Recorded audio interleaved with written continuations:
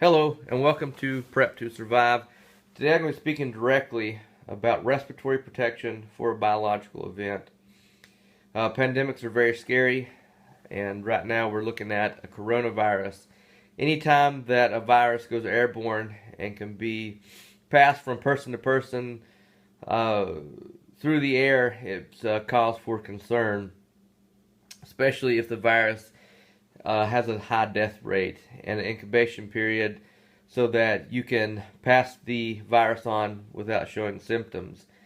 So I'm just going to go over ways to protect your respiratory system. This is not going to be an in-depth video. I would urge you, if this is something that you're interested in, to do a lot more research. So you're going to bear with me. I am a bit sick as of right now, and if I cough in the background, it's not the coronavirus. It's just your common cold. First off, directly in front of the camera, you have just a simple surgical mask. This is the lowest level of protection. It degrades really quickly with sweat and with moisture and high humidity environments. You will get these overly saturated very quickly.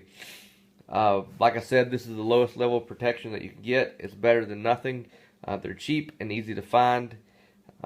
I have looked around on the internet, and a lot of these lower levels of respiratory protection are selling out real quickly. But you can find them at your local Walmart, CVS, even Lowe's and Home Depot will have the dust masks and sometimes a surgical mask.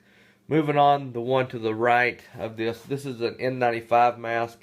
They also make an N100 and I think an N98.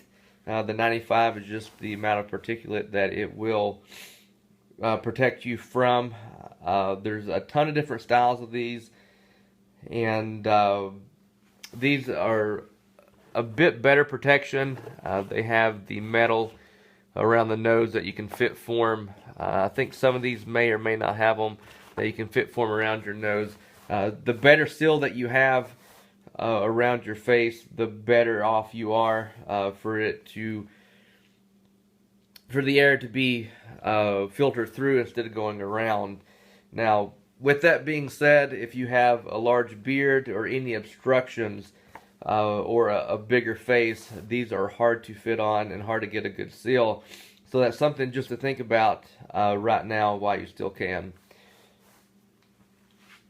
Moving on, we have an APR to your left, which is an air purified respirator. Most people just call this a gas mask.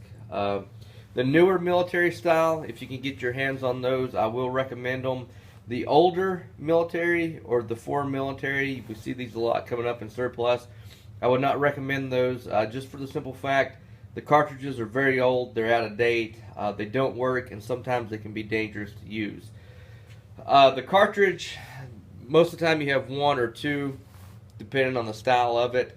You want to make sure that the cartridge is a CBurn cartridge, which is a chemical, biological, radiological, or nuclear cartridge that is the most effective for a wide range. In my line of work, there are several different cartridges that we use. If there's a threat, or if we know the threat, the chemical threat, we'll match up the cartridge directly for that. But there's also ones that will cover a wide spectrum. Like I said, the CBurn cartridges. These, there is a time limit on them. I would not suggest pulling the tabs off the back. I see a lot of people with their gas masks and they've already pulled the tabs off. Once you start doing that, the filter will start to degrade. To the left here, or actually, sorry, to the right, we have what you call a PAPR. It's pretty much an APR, but it is supplied air. The thing in the back here, that's where your cartridges go. It sits on your back.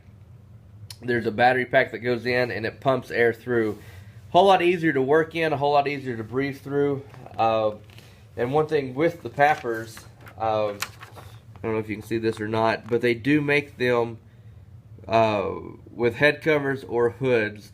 With a head cover or a hood, you will be able to use this with a beard. Here's a bit more, better picture of the hood system on the PAPR. These are very expensive. I wouldn't recommend buying one of these. And last, I wanted to show an SCBA, or self-contained breathing apparatus. This is the highest level of respiratory protection that you can get, although it is not practical. You're looking at $6,000 to $10,000 per unit. You have to have a large cascade system to fill the bottles, and there is maintenance, yearly maintenance on the packs, and you also have to have the bottles hydrostatically tested. This is out of reach of about everybody, but being as it may, I was showing you the different levels of protection, and I wanted to show you the highest level. In closing, a couple of things. I would suggest at the bare minimum getting a couple of boxes of the N95 or the N100 masks. If your budget will allow, an APR with a CBurn cartridge is a great investment, especially if you live in a high-risk environment. This is such a broad topic, just respiratory alone. I wish I had the time to do just a basic overview, but you're looking just 5 to 6 hours to do a basic overview of respiratory protection. I am going to do one on protecting your body. If this is something you're interested in, just let me know in the comments below. Also, if you have any questions, I'll try to get to them. But do your own research, get educated, and thanks for watching.